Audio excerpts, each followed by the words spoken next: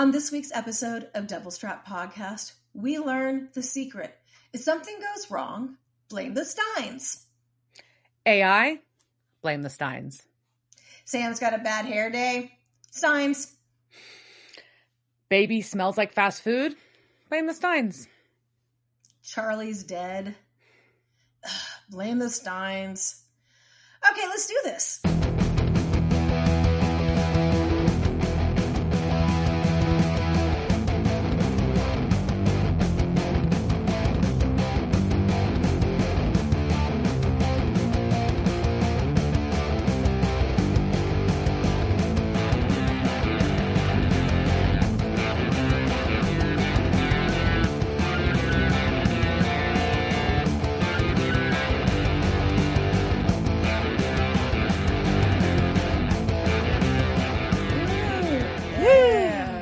We are hyped tonight. Welcome to this week's episode of Devil's Trap Podcast. I'm Diana. And I'm Liz. And we're going to talk about Season 10, Episode 21, Dark Dynasty. But, yeah, well, but first, what have you been up to? So much hotness. Not that I was hot. Like, it's just... our heat wave is, I don't know, summer's here, whatever this is. It just fucking is brutal. And Saturday there was a lot of stuff going on. At least half of it, like, no, 1/3 of the things I did was inside. But like the World Oddities Expo was here in San Antonio. And I think it's a Texas thing. I don't know. It's the sideshow performers who were there were all Texas people. Okay. And, they had 2 people doing blockhead tricks, and blockheads that's when someone nails a nail in their nose or like nail stuff up their head, basically. Yeah. And then they had a sword swallower, and she was really good. She did a straight sword and a wavy sword, and then like one that lit up so you could see it in her throat. Yeah, that's always fun.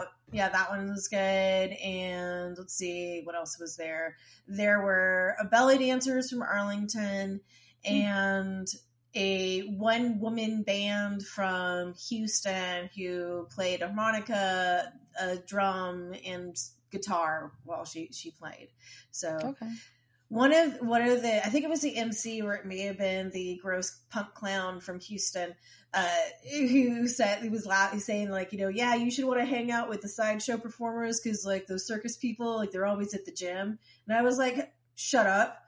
Like I resemble that remark. So I had, this week is like, I've got an aerial workshop tomorrow, and I've got aerial summer camp on Monday, and in between I'm like doing tone sessions and trying to get ready to like go do all those different circus stuff. So he's not wrong. Like, yeah, the sideshow performers are a lot more fun to hang out with than the people who are worried about being hungover and not being able to hang upside down. So, but the expo itself, like, so it was the World Oddities Expo was there, and then Curious Twins put on Psychic Fest, which had the Annabelle doll from The Conjuring and the Warrens touring. So that sold out. Like, everybody wanted to see that fucking doll. And so there was it was really good for them. I'm glad that, they got that monies. But I just bet there's also a lot of people. I'm like, what the fuck are you doing at my thing? You go do your thing. But, you're horror movie fans, not just your paranormal people. Right. But I feel like, it's like the commercialization of the occult is getting to be too much. So the vendors at the Oddity Expo and the vendors at the Psychic Fest, I just feel like I'm seeing the same shit done over and over again. It's like, here's a skull, and then I'm going to put a butterfly on it, and we're going to put some flowers, and we're going to put in a cloche, and then we're going to do some variation of that. Or here's going to be an animal that I printed off of AI, and I'm going to put it in a Victorian hat, and I'm going to sell you a painting of it. Oh, look, here's a vampire kitty. Oh, look, here's a ghost doing spooky things, and it's do something original, fuckers. Like, I'm just so tired. Like, I don't want to buy anything anymore. Like, he was like, I'm done shopping at these places. Like, y'all, like, it's not handmade and it's not original. Yeah. And even like some of the things are like Puro San Antonio, like things that were not handmade. I'm like, girl, you cannot just go to that garage sale and buy that doll and put it here and say that it's fucking haunted. Like, people And can do apparently that can. shit, which is hilarious. But I'm like, at least like do an Etsy story, right? At least on Etsy, somebody like writes out they do that write a story. this doll like is possessed by someone who'd like to ride a Harley or whatever like shit they come up with. At least they do that. Like, if these things are just like, I found this doll and it's haunted and it's the $50 now. Fuck you. Like, no. But the $50 deserves a backstory. It does. I think that's what you should be paying for. Like, Yeah, don't tell me make the story. Yeah, it's kind of like all the like so many questions in the Q&A. Like, sitting through these Q&As, there's just the specialist people, and like. And we're like, so is my grandmother with me? Somebody asked this, and I know I texted it to you. Okay, look, guys, I'm going to give you this thing. If you were ever at a medium demonstration, a thing with a psychic or whatever, don't ask shit like, is my dad proud of me?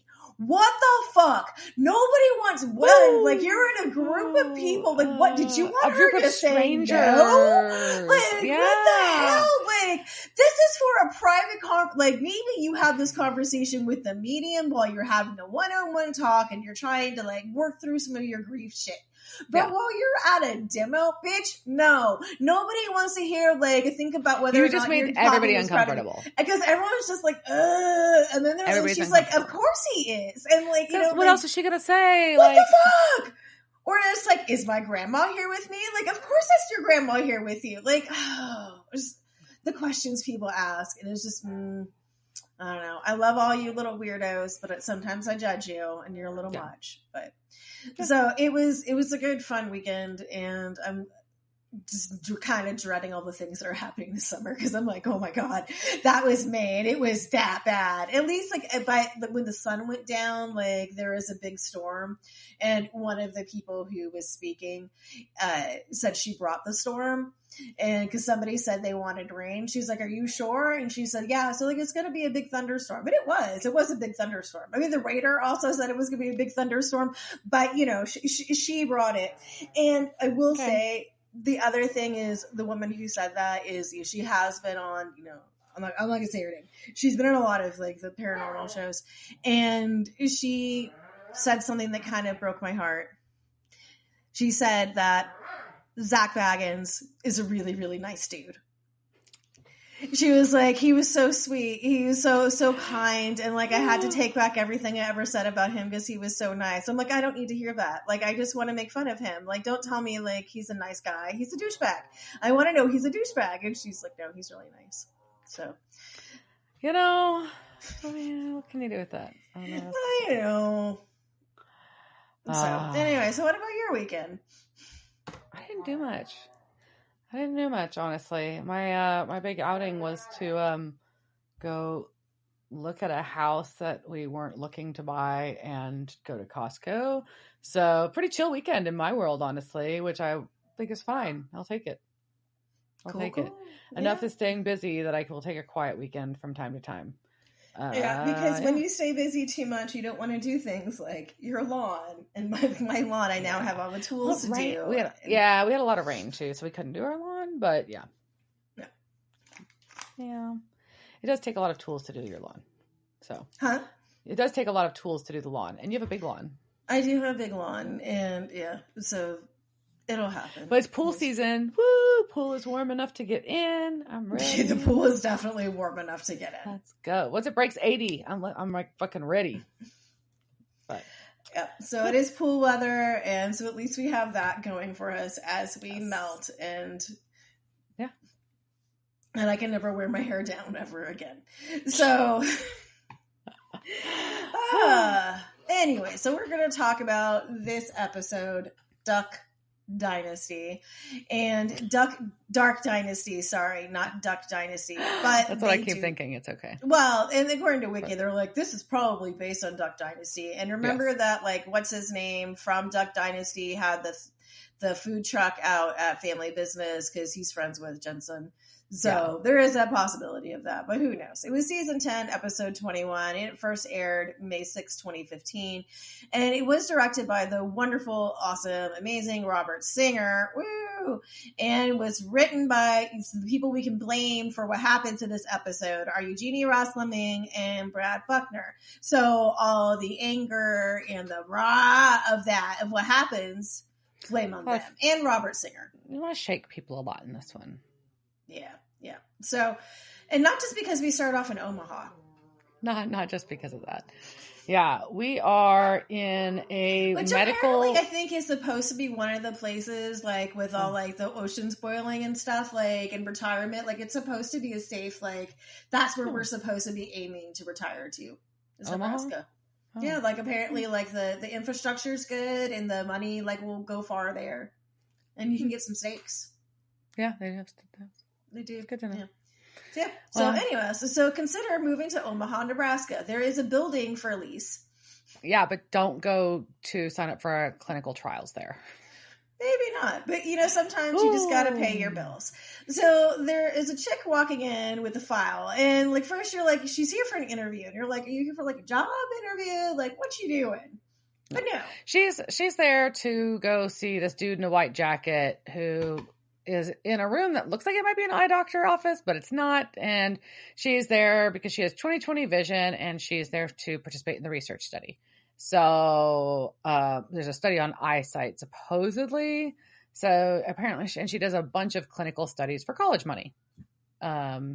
And the guy's like, cool, let me look at your eyes. But he's real creepy about it.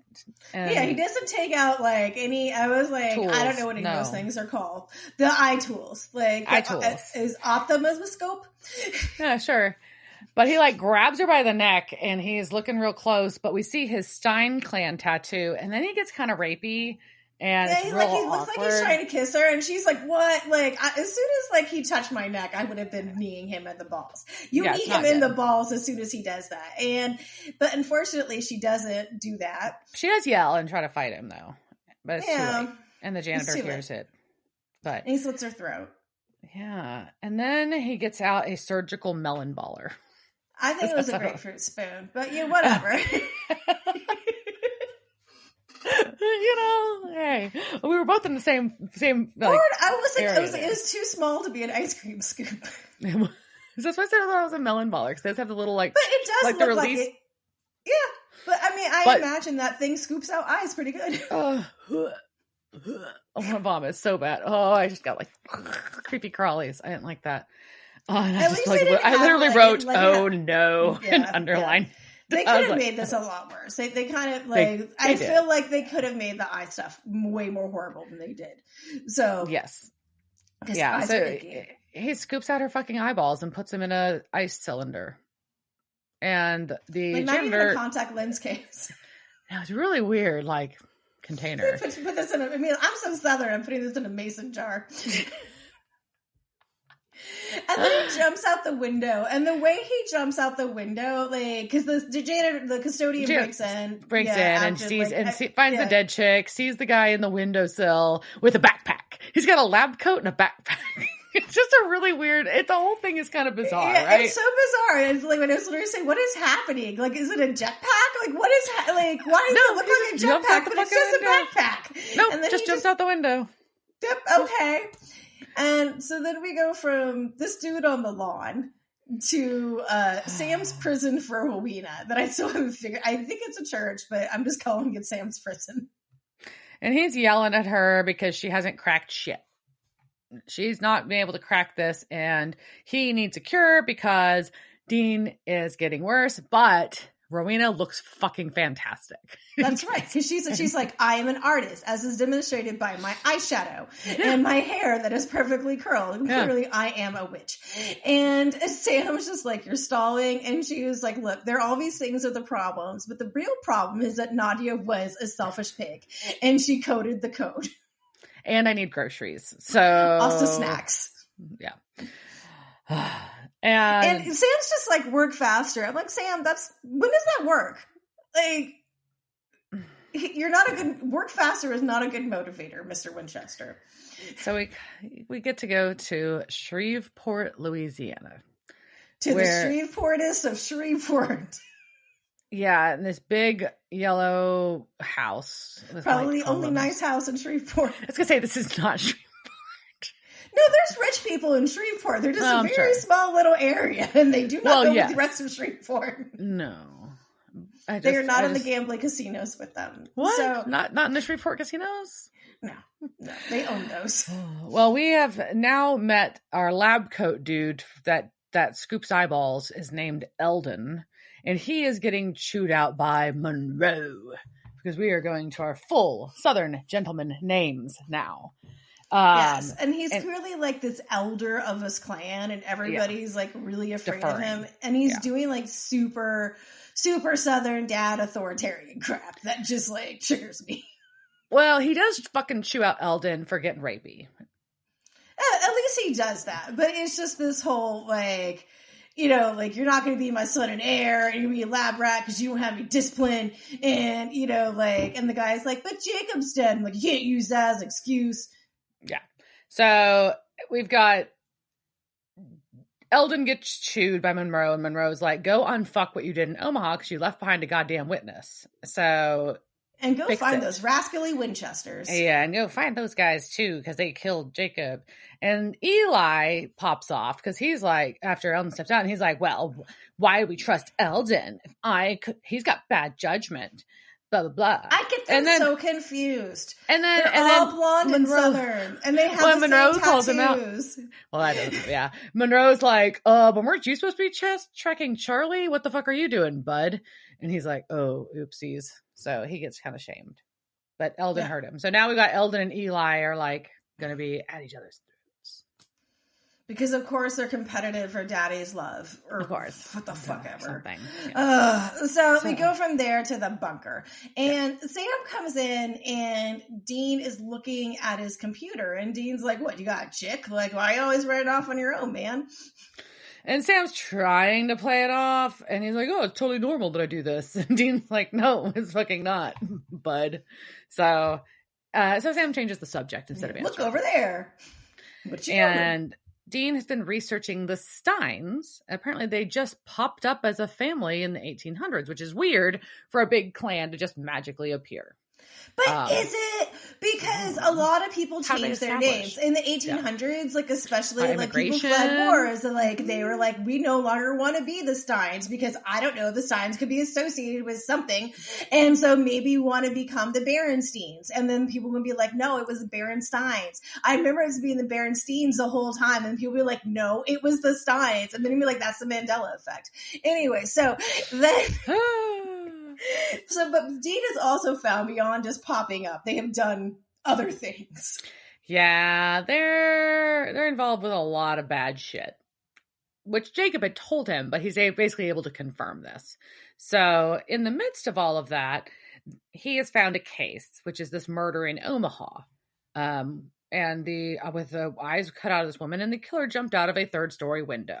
Sam is not convinced that it's a case, but he's like, fine, I'll fucking go with you. Yeah, at least we don't have to do the back and forth on this so much. But Dean's just like, all right, like, at least he doesn't go, we're leaving now. And he is like, we're going to get some sleep. Morning. Yeah. But of course, Sam doesn't do that. No, he goes to meet Charlie in a park in the middle of the night in a mysterious car, and then tells her that Dean's not getting any better, but he got this codex, and I never burned the Book of the Dead, by the way. Oopsies. And Charlie rightfully is pissed. She's like, oh, you're lying to Dean again? Y'all know this doesn't fucking go well. Yeah, she speaks for all of us when she says, geez, the two of you. Yes. And then Sam's like, oh, by the way, also you're going to be working with one of the most dangerous witches in the world. Yeah, you got to help decode this, and who else to decode it but her? And you're going to do it, go work with this dangerous-ass witch behind Dean's back. And once again, to make these stakes high, he's just like, it's Dean's only chance. Like, he's going fast. Chance. We've got to do this. Like, we got to do this for Dean. He keeps pushing on this shit. I'm like, I think Dean looks fine. So we go back to this hideout, and Rowena does not want an assistant. No. And Charlie's like, I'm not your assistant. You're mine. And I'm going to open my Microsoft Surface because that's what's going to solve this. It is. And I have made so many apps on this thing that has the RAM that is run by a hamster in a wheel. But somehow all these things work. And that's because that's what they were selling that week on the CW or whoever owned the show at the time. So then Cass comes in. No, I do like, before he comes in, we do get Charlie's clarification. I'm not a witch. I'm a nerd. But yeah, so Sam is calling in. Yeah, Sam is called in all the things. So now we've got fucking Cass there, and he is apparently there as their spiritual guard to safeguard, and referee and whatever else needs to be done. And yeah, because Rowena wants to know if he's a witch or a nerd. Yeah, and that's what he says. Angel, beg your pardon. It's so funny. They're so good together. And Rowena, they're like, well, what the first rule is don't tell your brother about what we're doing. Ooh, so. And she's literally cackling, and it's so great. And it's just, Sam's so mad. And it's just, I love it's good. Her. Yeah. And now Cass is upset because now there's just like, what do you mean she doesn't know? This never ends well. Yeah. And Charlie's like, I told them, I know, this doesn't end well. And Sam's like, it's the only way, blah. He gives his pep talk, choice. And then like somehow like they all buy into this shit. It's so weird and dumb. I don't know it's a story plot line, but still it's dumb. Yeah. So everybody but Rowena agrees to do it for Dean. Rowena does not because she barely knows the man. Yeah. Yeah. And so we cut to hell. And Crowley is playing darts with the lackey. Yes. Literally. And he is interrupted by one of his minions. Well, two of his minions come in, and one is reporting that he wished he had good news. However, they wish it has good news, like something like Missouri has boils, but instead it's that mother is missing. Yep. And then one of them gets stabbed, and the other gets sent off to go find Rowena. Yeah, with a message that sometimes killing the messenger does happen. Oh. Which tends to happen a lot in hell. I'm just saying. Like, I would be careful what I told Crowley. Yes. And then the other minion gets bullseyed. I don't know. I'm just making up past tenses of words now. Sure. All right. So we go back from there to the Omaha. Like, I don't like Omaha is because the Omaha. The Omaha. Let's venture to the Omaha next weekend. And the boys have dressed up as feds. Yeah.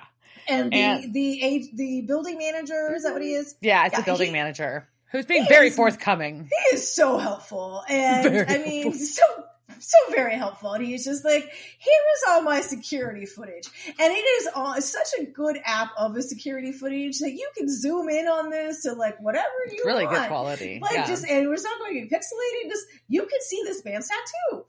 Yeah, you can see the Stein tattoo. And so now Sam and Dean are convinced this is a case. And we see the craziness of Eldon landing from this 3-story jump. Yes, the cartooniness of the Steins, who are cartoon characters, I'm convinced. And then Sam's phone rings, and of course he plays it off like, it's a telemarketer. Nobody believes you. Why don't you just say it's fucking Cass? Like, I don't understand. Answer your phone. Cass is your friend. Like, you're a bad liar. Stop lying if you're not better at it. Become a better deceiver, Sam. Yes. Yes. Well, they leave to go poke around and try to figure this out. But Eldon... so that was Eldon. Yeah, I thought that was Eli. I don't know. Oh. I thought it was Eldon. No, it's Eldon because he knows the building guy. He knows the building manager. And he's like, what did you say? He's like, I didn't say anything. And then he stabs him. Yeah. Like you do. So that dude's gone. We get back to our hideout where Charlie is working on her algorithm while Rowena throws bones. Yeah. So very different approaches to similar problems. I'm not sure what should I do. Probably a combo of both. Like I would probably be throwing bones on my tablet. Well, Rowena's laughing at the use of the computer because she's too old school for that and uses nature. And Charlie's like, I'm trying to find patterns, so it's fine. Castiel arrives with snacks, and apparently he is a fan of pork rinds. But the ladies do not seem to be impressed. Not impressed. With this. It depends. I only like the hot and spicy ones. And it's got to be the right mood. Like a lot of times, it just makes me feel gross. Like because I don't want to eat pigskin. Like it's You know what I mean? Like, it just, whatever. So, Charlie then is like, all right, tell me about Agnes. And she's like, she was a hermit nun. And I'm like, oh, really? Tell me more. What was it like? Did she have to stay in her room? Did she get to take a vow of silence? Did people not talk to her? Like, tell me more. But then apparently she was mad as a hatter, which also sounds like me. But she could undo curses, but it required balance. And that makes sense, right? I mean, especially in the world perception of magic, generally there's a balance of things, what you do good, you need evil. And so, but Charlie's like, oh, it's like 1011010 binary system. Nothing's binary except correlation. And then, and we also find out that Agnes was burned by the church hierarchy because she was ahead of her time. And considered to be a rogue nun. So, yeah. Rogue Nun, title of my next album. So, or next sex tape. So, Rowena compares herself and Charlie, like both of us, ahead of our time, and rogue. And Castiel is like, this is awkward. I'm going to leave these snacks now and walk away. But Charlie's like, no, I don't really see any similarities between you and me, Rowena. Sorry. And Rowena's like, because you're young redheads. It's like, well, because you're young and good and I'm ancient and evil. Come on. And then lists the difficult, lonely childhood, tragedy, sexually progressive, and live in their, and all this kind of stuff. And the balance between good and evil is flexible, and she calls Charlie foolish for making the Winchesters family because of her loyalty. Her blind devotion, right? But she reads Charlie to a T. She's just like, I got your number. Like, bum, bum. Charlie, like, no, why are you being right? But the thing about, the Winchesters being a substitute for family for Charlie is completely accurate. And also, I mean, and not to foreshadow what's going to happen, but we're talking about an episode I think you all have watched. I don't think you're going to go through this. But I mean, she was like, this will be your undoing. And so we're foreshadowing that here. But also, just in his Winchester history, she's not wrong. They tend to be the downfall of people who are loyal to them. That is true. True. So we cut from there to baby. Yeah. And Sam is asking Dean why the Steins are collecting eyeballs. Why are they up to their literal eyeballs and murder? And Dean's just like, well, as long as they can't get their hands on the book, we're fine. And so happy you burned that, Sam. Yeah. Good job. Way to go. So Sam's like, speaking of, how are you feeling, Dean? And Dean's like, well, just these dark thoughts and creepy visions, but, at least I've got this murder to focus on. It's cool. Yep. And Elvin is on their tail while this is happening. Yes. And somehow, both of them are eating and not getting food all over themselves, which I just don't understand how. Yeah, and baby's gonna smell like that food. I know. That's my. It's like French fries and sandwiches. It's the worst. Yeah. So we go from there back to the bunker, where Castiel is now trying to call Sam, but Dean answers the phone because Sam left his phone sitting there like a dum-dum if you're trying to keep secrets. And that's how your girlfriend catches you, man. Yeah. So because Charlie, you didn't change Cass's name to somebody else. Cass's name didn't say telemarketer; it said Cass. No. Yeah. Damn, he should have done that. Charlie and Rowena are fighting, and Castiel's a terrible liar. He's a worse liar than Sam, and is not really able to pull this off. And but it's so awkward and wonderful as he at least his lies are so much more enjoyable because they're so robotic. And he's just like, this call is pointless. My ride's here. And it's like hangs up. So Sam comes in. He's like, Dean, it's your turn to get groceries or something because we're out of food in the kitchen. And, by the way, that's my phone. And Dean's like, oh, yeah, have you talked to Cass recently? And Sam's like, no, it's been a while. I don't know. And Dean's like, I wonder what he's up to. Just say yes. Why didn't you say yes? Yeah, why didn't you say yes? I talked to him. He said he was going to call me. Stupid. You're a bad liar. You cannot cheat on your girlfriend. So bad. We go, so he's super sus now. He's like, something is going on. I'm not this stupid. Sam, you suck at lying. And we go from there back to hell, where Crowley is talking to our mouse witch. Yeah, he is conferring with Crowley Olivet. speaks mouse. He is speaking to Olivet. Is she mouse or hamster? I don't know. Rodent. But, Rodent. Yeah, she thinks she's a hamster. But so right. Olivet, the hamster Olivet is giving Crowley some intel on Rowena, which is amazing. Is what she said. And apparently that meant that Rowena put snakes in someone's bed, probably hers, and that she also had a messy workstation. Mm-hmm. But beyond her being unpleasant and horrible, she had a demon lover? And something else. So Crowley takes some notes, and our minion appears, and Crowley says, find this person whose name I just wrote on this piece of paper. And hands it. Find So he goes off to find and then we cut to pizza, and Dean is picking up their pie in a very dark alley. Where are you getting your pizza from? Super weird pizza place. Very, very dangerous pizza place. I love underground food as much as the next person. You find some great spots, but this is a little weird. Like back alley pizza here. Yeah, I don't know about back alley pizza. But he gets blocked in by an Escalade on one side and some luxury sedan on the other side. And so he fires and Eldon's there and Eli. So Dean, I think it's Eli or it's somebody else. Either way. See, I don't know. There's like, Eldon's one of them. But I can't tell if it's Eli or somebody else. I think it's somebody else. I feel like it's I feel like it's a different douchebag. Yeah. And then so Dean shoots a shot from his gun into the air as like a warning. What? You don't do that. Dean doesn't do that. Like, I don't know what's happening. And then, like, they fight, and he loses his gun. Yeah, and one guy gets, and he loses his gun. Eldon gets Dean by the throat and lifts him off the ground because he's super fucking strong, apparently. But Dean manages to fight back and get a knife to Eldon's throat. I think it's Eldon. Whoever. Well, this dude's a Stein dude.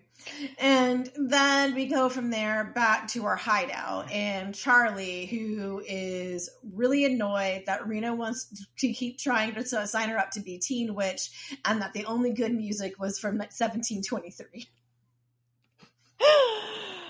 She's going crazy and she can't even think. And Cass is like, well, she is like a wicked witch by definition. But Charlie's like, look, I need a break. I need to get out of here for a minute. And my mind feels like a wad of gummy worms, I think is how she describes it. Yes. Which also made me want a gummy worm. But and pizza. So not gummy worms on pizza. No, I was gonna say not together. Unless it was a dessert pizza. All right, so then we go to the bunker where the Stein has been strung up. Yes, and we are in the file cabinet dungeon, but they've chained him up by one arm. It's kind of weird, right? Why? He's chained to the ceiling by one arm. I mean, I know for plot, but why? No. Did you only have one chain? Did you not someone forgot to go to the store and buy the other one to replace it from the last time they got broken? Like the last time somebody ripped him off the wall, I think it was Dean. Did they only have one left? And they're like, shit. Okay, somebody order that, and they just didn't get around to it. So anyway, he also knows about the mark of Cain on his arm. He's like, oh, I see it. It's real. Yeah, and that tells why they wanted the book. He knows that's why Sam and Dean wanted the book. And Sam's like, well, we're going to put you guys out of business. No, he says their family business is putting guys like you out of business, which does not go as well on a t-shirt as saving people hunting things. Yeah. And Eldon's like, his family business is over their heads because their family is vast and they have power and intelligence and will, and the book facilitates it all. Everything from the stock market crashes to recessions to 9/11 and Arab Spring. And Sam's like, why? And he's like, you've got to be in it to win it. Chaos brings fear, which brings panic, which brings desperation and profit. People profit off of people's pain. They do that. Yeah. People suck. So they're in the fix-it biz. The thing is, oh god, they haven't had the book for 80 years. 8 years. 8? I think he said 8. Oh. You said Long 80. time. I thought you said 8. Oh. Well, Sam is going to go answer the phone because Castiel is calling him again. So Dean gets to continue the monologue, continue convincing Eldon to monologue. And he's open to doing it. He's going to tell about the eyeballs. He's going to be like, yeah, we usually don't leave a body behind when we harvest. We do bioengineering and implants. What? What the what? What just happened here? This took a turn. Yep. And he pulls up his shirt, and because he has a hand free to do that, which is convenient. And he shows he has a giant scar up his stomach, up his whole torso. Apparently he has 2 hearts, extra muscles in his legs, and every man in his family has a little extra something. Not the women, just the men. Yeah, I noticed that too. I thought that was weird, right? There was very male. That was a very male-y family. Yeah. And apparently it's their family name was changed, like you suggested earlier. But instead of the Berensteins, it was the Frankensteins. Frankenstein! Steen! I know. The House of Frankenstein. The House of Frankenstein. Steen! Which was a fun play to see on Broadway. So, all right. We are in... I just want to do the... So, we go back to our hideout where Rowena and Charlie are going at it. Yeah. And Cass is like, I need to take Charlie somewhere. I have to. Nothing's getting done. And Sam's like, no, you can't. You can't leave Rowena alone. But like, Sam's been leaving her alone. So why the fuck does this matter now? I don't know. It's confusing. But he's also saying more like, he was like, people are after Charlie, but Charlie, you just met her in a parking lot in the middle of the night. Like, fuck you. Well, no, now he knows the Steins are around again. And here's the thing, I think, but it's weird that he can't, like, why wouldn't Cass be able to leave with Charlie and leave Rowena alone? I don't know. That's what's weird to me. Yeah, well, I think he was like, Cass was supposed to be watching that Rowena didn't do witchy stuff, right? Yeah. So, anyways, then we go back to the bunker where Dean is like, nah, you ain't the Frankensteins. That shit's made up. But Eldon has the answer. He's like, no, Mary Shelley was like a family friend, and she like totally like stumbled in on our story, and that's why and he's like, well, why wouldn't she go public? He's like, she wrote a fucking book. Isn't that public enough? Which is kind of funny. Yes. I was like, okay. I was like, well, okay. Good cover, bro. I appreciate that. For the time. So. Yeah. But Dean's still kind of unconvinced. He's like, meh, I don't know about this. And so Eldon is going to kind of mock Dean's family at this point. And about being expendable and all this kind of stuff. But Dean's going to turn it. He's like, well, who's Big Daddy Frankenstein then in all of this? And Eldon's kind of getting like a little evasive. He's like, oh, they're all underground. And Eldon's like, well, I want the book. And Dean's like, no, we burned it. And Eldon's like, no, you literally can't. It doesn't burn. Sorry. Wrong. Yep. And the light bulb just went off in Dean's head. Correct. Finally, he puts it together. So Dean goes to the hallway to confront Sam. And Sam lies poorly. And right when Dean's about to ask him something else, we hear a noise in the background. They run to investigate, and Eldon has ripped his own fucking arm off. And that was why there was only one shekel. Oh, gosh. So he is just like ripped it off or chewed it off. Like, it is like, I don't know if it was attached well to begin with, but now, so it's gone. Yeah, just got a little hand and forearm dangling. That's all. No big.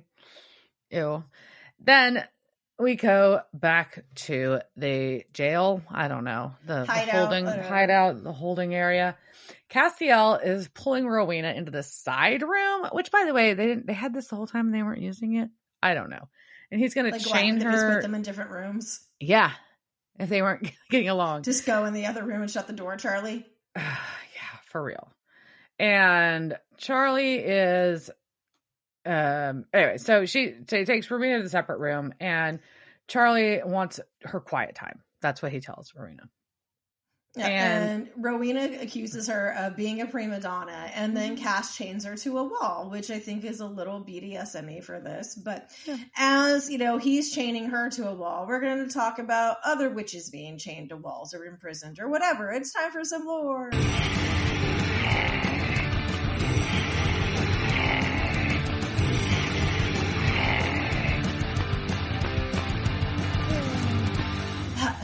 back to our story of Rosaleen Norton, the Witch of King's Cross in Australia.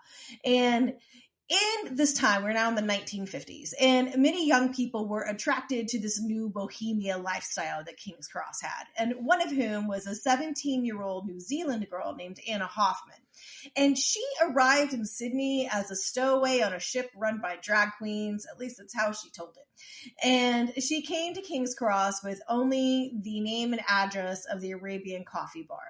And she found her way to this 24-hour coffee shop. And there on the wall hung some of Rosaleen, I keep wanting to call her Rowena, some of Rowie's paintings, including the infamous Black Magic, the one with a naked woman hugging a super sexy Black Panther, the cat, not a militant activist.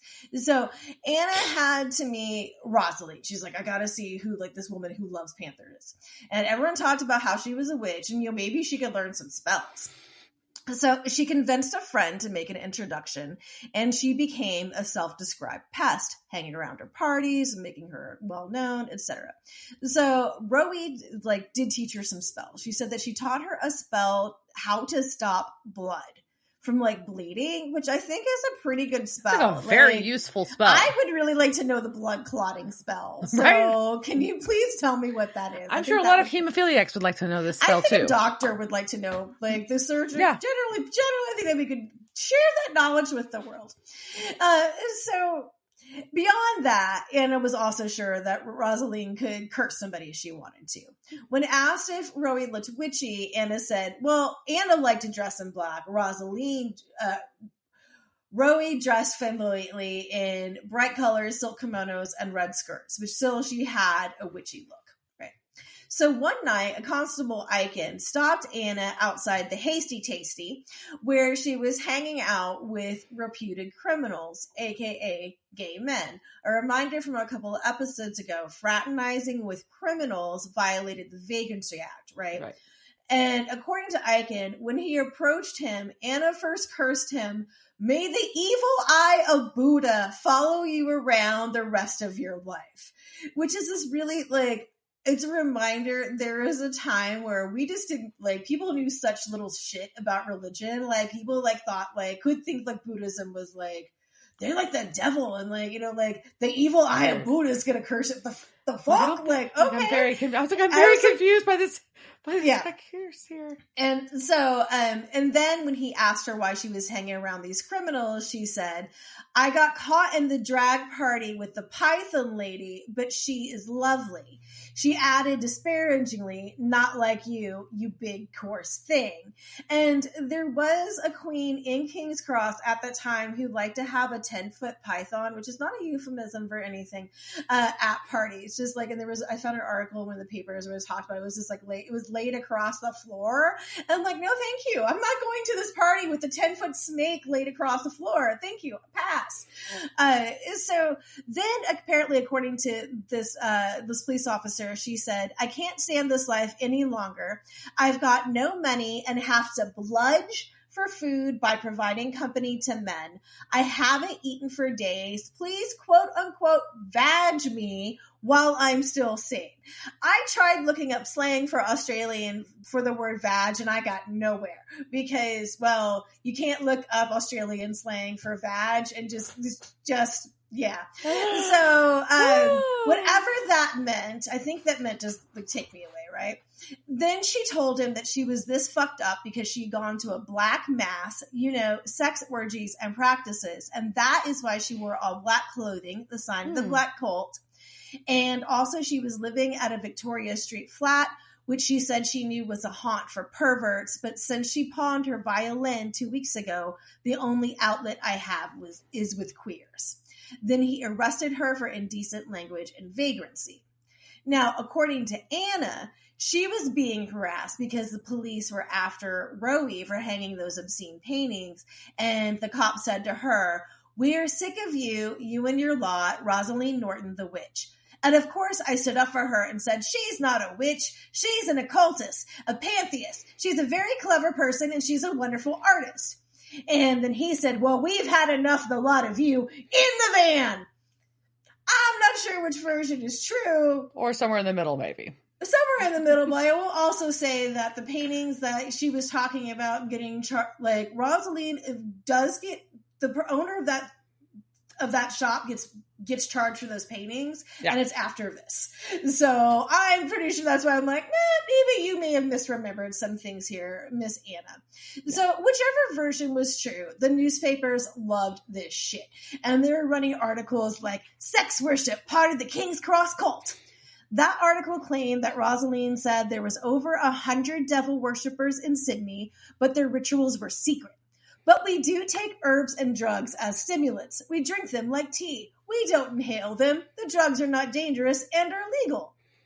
Another article said, witchcraft cult said operating within Sydney.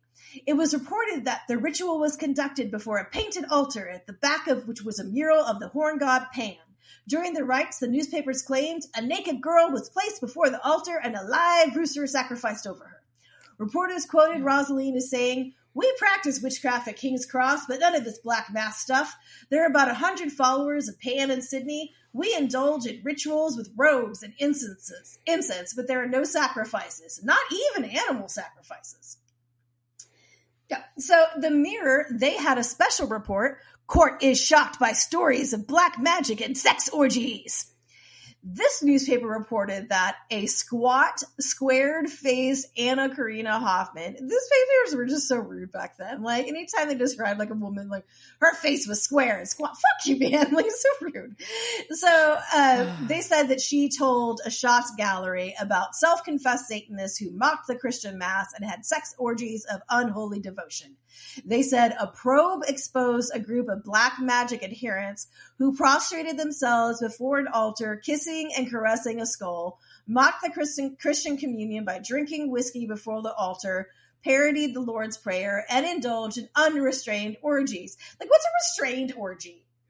Like, I'm pretty sure that's an oxymoron, right? Like, I was like, oh, sorry, sir, there's only going to be 3 cocks allowed at this orgy today. Will you please keep your shoes on, right? Like, so, Anna, though, after all the testimony and everything, that she was still convicted of vagrancy and sent to prison for 2 months with added psychological observations. And the judge in the back was said that she was a menace. By the time she was released, though, she becomes somewhat of a celebrity because of all these things that are going on. But she's still only, like, probably 18 at this time. She's just a kid. And she'd, like, already seen, like, the interviewer listener, she's a very interesting side person. Like, her life had already been involved in, like, a mass murder in New Zealand. Like, things were already weird for this girl. Yeah. So, but, you know, so she was getting attention. Rowie was also getting attention, but not necessarily great ones. Like, the Vice Squad still had a thing for her, and they really kind of were in, like, anybody who wasn't in a Leave It to Beaver type of lifestyle. The police commissioner, Colin Delaney, had declared homosexuality to be Australia's greatest menace. Highly recommend you listen to the podcast of the same name, and I'll tell you more about Delaney and the secret prison that Australia was sending gay men to in the 50s. Oh, no. It's bonkers. Yeah. And just really well done. But it goes into that. So after you listen to this, don't stop this. No. Don't pause. So, but it's a follow-up. So anyhow, so Delaney's Vice Squad was all over King's Cross looking for perverts. And on his quest for public decency, one of their detectives, Sergeant Roy McDonald, arrested the owner of the Kashmir Cafe for violating obscenity laws by displaying 29 of Rosaleen's paintings. The tourists were so offended. So we're going to fast forward that case in time because it was another obscenity case. Pretty much same thing. Judge wanted to take them home and compare them to Da Vinci again or some crap. Like, I'm like, yeah, sure. Like, I'm going to take these home and look at these in my bathroom in private just so I can tell if they're art or not. Sure. So he found 3 paintings. Of course, black magic was obscene because damn, she hugs that pussy real tight. And Beelzebub and Belphegor were the other 2. And they were found to be in breach of the Obscene and Indecent Publication Act. He described the picture of black magic as lewd, lustful, and erotic. Mr. Dash added, I deem that all 3 pictures emphasize matters of sex unduly and as tending to corrupt the morals of unsophisticated members of the general public, and in consequence, they are obscene. Oh. So 3 of those get done, and there's a little thing will happen that we'll talk about next time. So, but besides the attention of the police and the press, she was also attracting con men. 2 such men, yes, of course. Francis Horner and Raymond Ager decided to sneak into a party at her house, and they stole a roll of film. Now, what they found and the consequences, dun, dun, dun, will be told next week in our conclusion to The Witch of King's Cross. What? That's just rude. Don't come into film. Yeah, like you should break into somebody's house to steal their shit to do what they're doing. Don't steal people's shit. Yeah. Don't be a dick. Yeah. Don't tell people you went to black masses. If you went to a black mass, you keep that shit to yourself. I mean, you can invite people to the black mass with you, but you don't tell the cops that you went to a black mass. Don't tell the court you were worshiping Satan, especially when you weren't. So don't lie about worshiping the Dark Lord. Nobody likes that. Anyhow, so we will return. I think next week we'll probably do the conclusion next week. It's a big piece. I may break it into that, and then we still have a season finale. So which is always going to be our trivia. So we may do like a lore and trivia. Diana, start studying now. Start looking through like all the things. I'll forget between now and then. It's fine. I know, but I always need time to study. And then I'll remember too late. That's what happens. All right, guys. So we have left Rowena chained to a wall, and Cass is excusing Charlie, being overwhelmed because of her betrayal. Yes, but he's going to have to go out. Oh, this is also when Rowena shares with Castiel who her son is. Yeah, and she's like, wait until you have children, they'll fucking betray you. And he was like, you have a child? And then she's like, yeah, it's only the king of hell. And then he's like, fuck, Crowley, you. Yeah. And then he's like, that must have been a challenge. Yeah, and then he's like, I'm gonna go check on Charlie. And guess what? She has packed up her Microsoft Surface and bolted. She has taken her MiFi router with her and gone. Sorry. So we go back to the pizza alley where Eldon is there bleeding, but he has, not the pizza alley, but it's an alley. He's outside somewhere, and he's bleeding. Not every alley, unfortunately. Yeah, I know. Pizza. They should. God, man, I wish all pizzas had that. But he has his cell phone, so I guess they didn't take his cell phone when they chained him to the wall either, or he grabbed it on his way out. I don't know. Either way, this was some bad capture job by our Winchester bros. Yeah. And he is calling Eli, I guess, and Eli has figured out that Charlie is checked into the Blackbird Motel under the alias Carrie Asimov. Oh, girl. You can, like your alias choice there. But the Blackbird Motel sign is fucking legit. And oh my God, I gotta put that over my house and turn my house into Blackbird Motel. Yes, it's really so good. Very excited about this motel. Well, Dean comes back to the bunker and he's like, look, I could not find the dude from the Stein clan. He ran off. His blood chill ran out. But by the way, Eldon was super fucking gabby, and it's the Frankenstein family. Ta-da! And so Sam's like, yeah, I've been researching them. By the way, apparently they mopped up the Black Plague and started the 100 Years' War too. So that's fun. Super fun. Although I still think starting disco, as Dean accused of earlier, would be their greatest crime. So, and Dean is just like, at first I thought these were just some alpha douchebags from hell, and I was so happy that the book was burned until I learned that the book cannot be burned. So Sam, what the fuck did I see burned? Uh-huh. Yeah. And Sam's phone rings. And Castiel tells him that Charlie is gone. Fuck. And that's not good. No.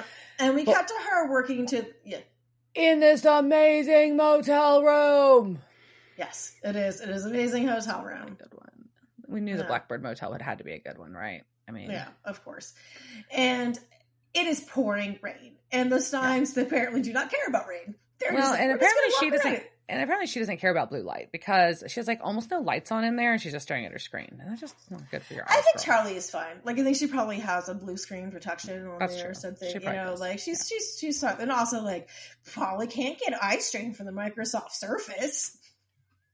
That's probably a selling feature. Well, she finally uses her pattern tracer and she cracks the code. We get a message that it has been cracked, and right as Eldon starts beating on the door. So she goes to hide in the bathroom as he is using his arm stump to beat on the door. Yes, he is. He's pounding on the door.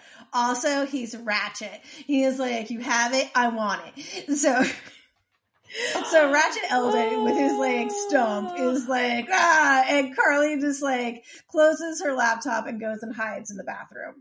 Oh my God, it's ridiculous. So Dean is now pissed and is yelling at Sam for getting Charlie involved in this, and now she's missing.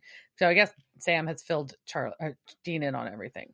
Charlie calls them from the bathroom at the motel. It's like, here's where I'm at. There's someone here. I don't have the book, but he thinks I do. However, and Sam's like, well, just give him your notes or whatever you want. And Dean's like, yes, give him whatever he want. It's fine. And Charlie says she cannot do that. Right as Eldon gets the door to the motel room open, and she is painfully watching a file upload to the cloud.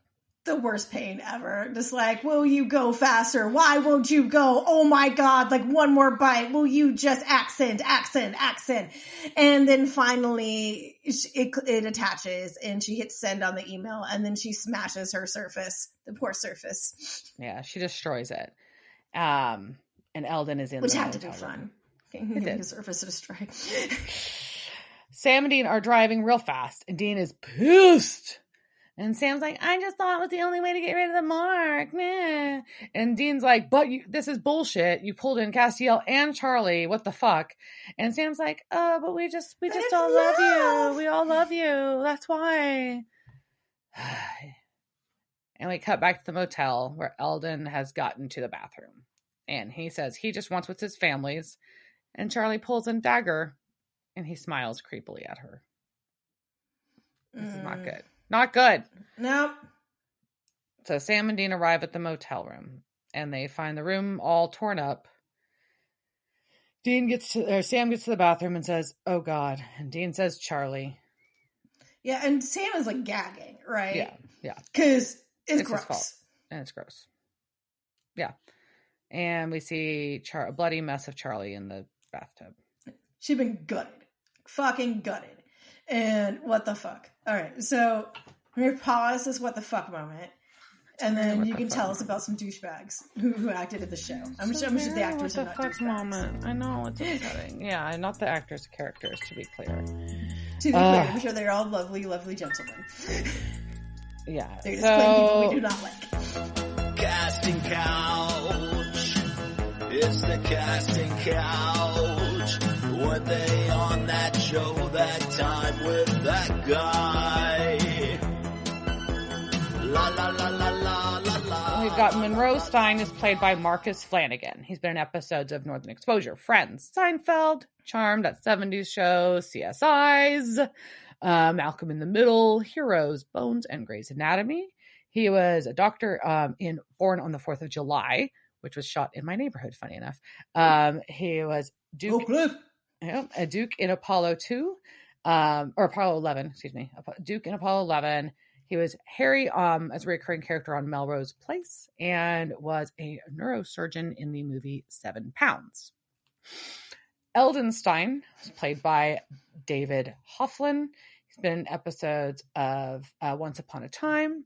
He was a recurring character named Tommy in Alcatraz and a recurring character as Detective Rooker in Bosch.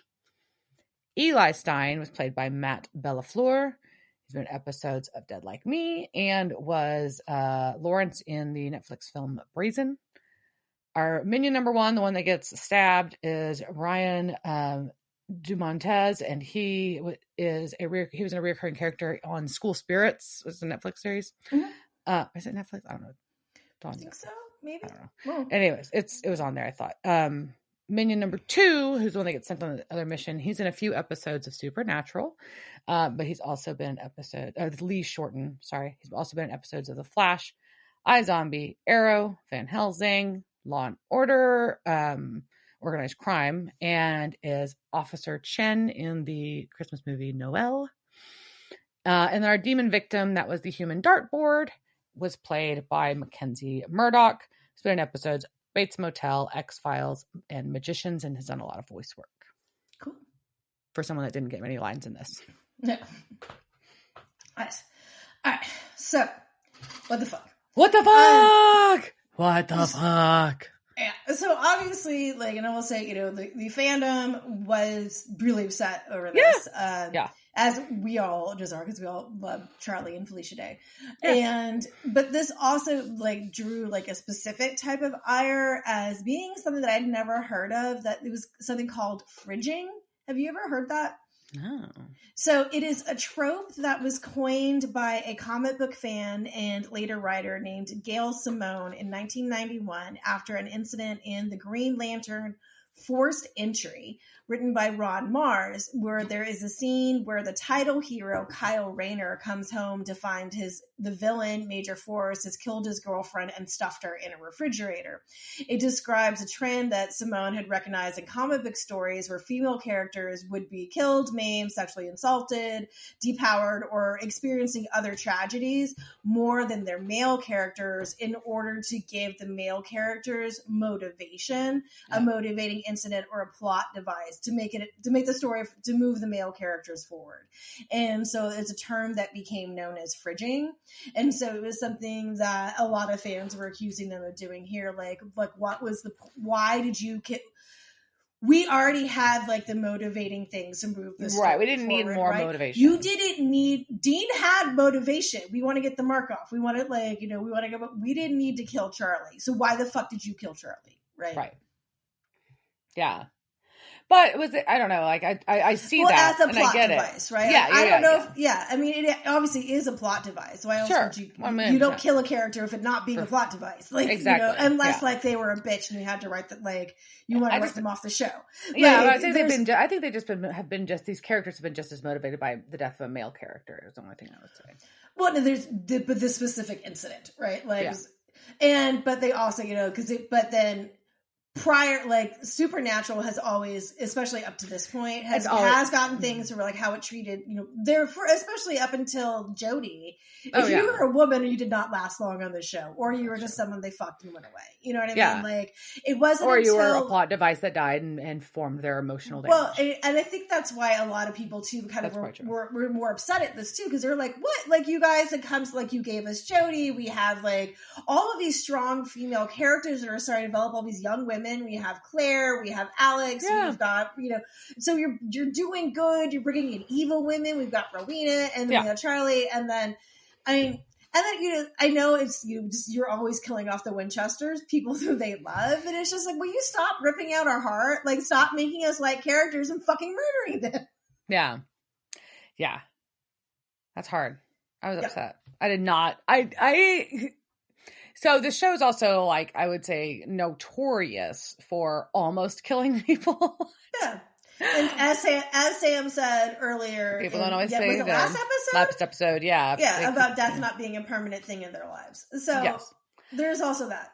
There is. It just was a little bit. I found it shocking, especially we're not at the last episodes of the season, and so not that has to be the case, but they usually are more likely to see it a little closer, so next week or the week after.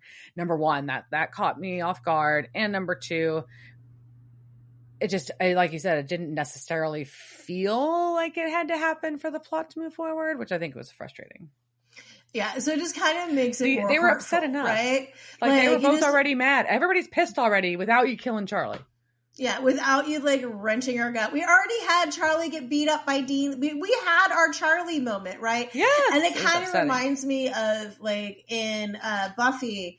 It was accused. Well, no, we didn't say this. It was accused, but we didn't would use Willow as a device to pull emotion, right? Because she was such a good, pure person. When she turned evil or did something, when somebody hurt Willow, you hurt because Willow was so pure. And it's kind of like that with Charlie too. Like, we love Charlie. Like, she was such a good person and a good character. Not like like Bobby is it, you know, but right, but a you different made way. us love her and then you kill her and that's mean. Yeah. I don't like it. Stop killing characters, we like. That's So sad. yeah, and so we have 2 more episodes to go in the season. And now we know that we're fighting a freaking a modern bioengineering version of the Frankenstein family. What the fuck? What the fuck? Like, I'm like, you have to go back and process that. Like, I'm still dealing with the fact that Charlie's dead. You brought the Frankensteins in? Like, what the, like, episode 21, you brought in the fucking Frankensteins? What? Like, I'm like, wait a minute. We've got, like, fucking bioengineered humans that I've got to think about now? Instead of just like, okay, Charlie's dead. I'm still dealing with that and this fucking book but it's really weird. Yeah, at least it wasn't 2025, and there aren't like neural links in this to really freak you out. Oh, there we go. At least we didn't have to add that to this.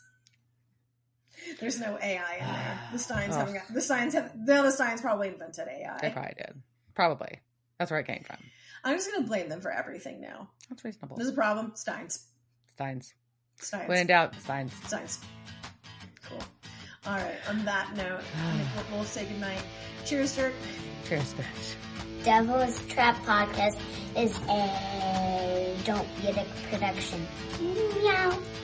Devil's Trap Podcast is part of the Ship It Studios Podcast Network. Thanks for listening to this week's episode of Devil's Trap Podcast. You can follow us on Instagram at Devil's Trap Podcast, Twitter at Devil's Trap Pod, or you can email us at devilstrap@devilstrappodcast.com. Don't forget to subscribe, leave reviews, and share with all your friends. We're at all your favorite podcast outlets and at devilstrappodcast.com. I'm Babe. Thanks for tuning in, and we'll see you next time.